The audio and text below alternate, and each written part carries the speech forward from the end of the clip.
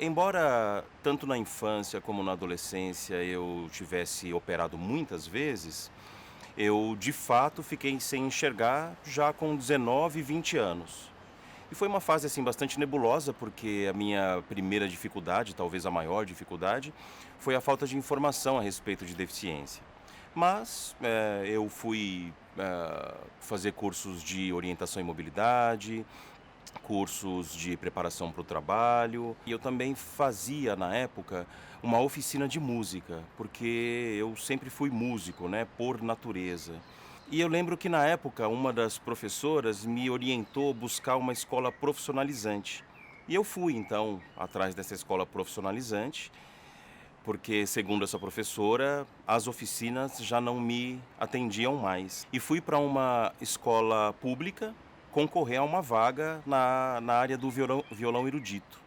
E eu lembro que num primeiro exame eu fui reprovado, né?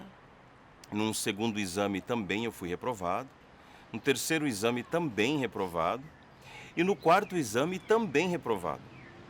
E aí, nesse quarto exame, então, eu tive a ideia de perguntar para o professor da bancada que me avaliou o que talvez eu poderia estudar ao violão para que num próximo exame eu talvez fosse mais bem sucedido, né? E para minha surpresa, ele disse assim: "Olha, Renato, na verdade você foi aprovado nesse exame aqui. Já havia sido até aprovado em outros exames aqui também. Mas como nesta instituição de ensino nós nunca tivemos um aluno cego, a gente não divulgou teu nome porque a gente não sabe o que fazer com você". Então, eu estava diante de uma barreira que a gente chama hoje, que é uma barreira atitudinal, que é aquela barreira que a pessoa, na dúvida, ela não se mexe, ela não se move e ela acaba, na verdade, criando uma grande dificuldade. E aí é lógico que aquilo me marcou bastante e num outro semestre eu estava lá de novo.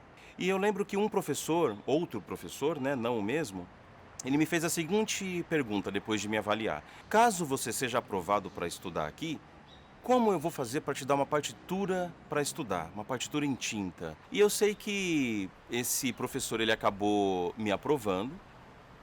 Eu estudei com ele durante 5 anos. Foi muito mais simples do que a gente pensou, porque algumas partituras ele gravava para mim, eu ensinei um pouco de musicografia Braille para ele, o que segundo ele também agregou bastante no trabalho dele. E hoje essa escola tem uma profissional especializada em musicografia Braille. Muitas pessoas com deficiência visual já se formaram lá, né? E eu acho que a minha contribuição enquanto pessoa, enquanto cidadão, foi de fato ter vencido uma barreira social que naquele momento ali, anos atrás, foi uma barreira que foi colocada para mim, mas que por eu não ter desistido, isso facilitou o caminho de muitas outras pessoas.